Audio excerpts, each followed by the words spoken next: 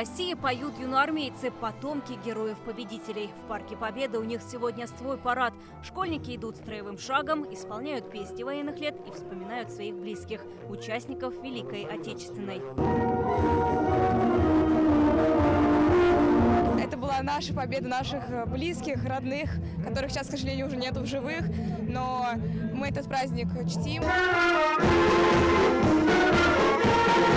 Традиционно в парке прошел и фестиваль детских духовых оркестров «Фанфары Победы». Праздник здесь с самого утра. Казанцы пришли в военной форме, многие с портретами в руках. Мой прадедушка Мифтахуддинов Гарафуддин Галиуддинович. Он был командиром разведотряда.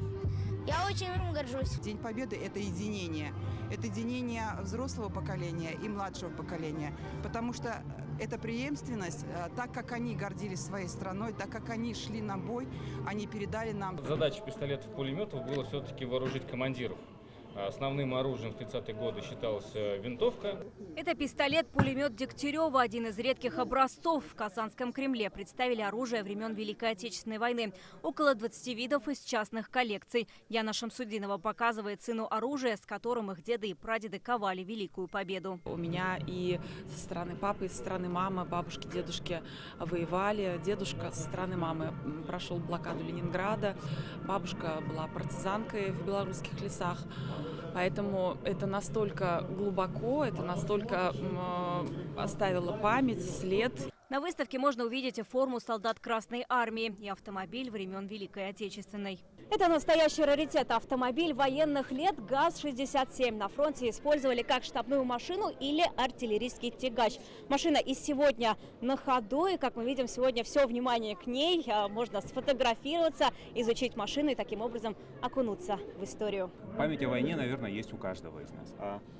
Машина, великолепная машина, ты как бы садишься, пахнет чем-то таким и торжественным, и надежным, и серьезным.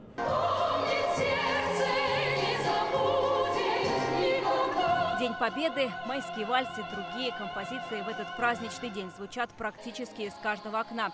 Военные мелодии разливаются по всему Баумана. Песни исполняет детский хор. Казанцы и гости слушают их со слезами на глазах. Так рада, что это вот дети, именно дети это поют. Спасибо детям. С праздником всех! Вот мы сегодня с семьей вышли, чтобы знали о великом празднике, о великом подвиге нашего народа. По всей улице Баумана стояла и военная техника. Здесь можно встать за противотанковую пушку и почувствовать себя артиллеристом или сфотографироваться вместе с поварами полевой передвижной кухни времен Великой Отечественной.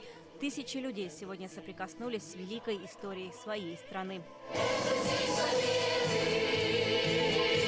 Вероника Гайнудинова, Лейсан Саитова, Игорь Романов, Алмаз Зиадинов, ТНВ, Казань.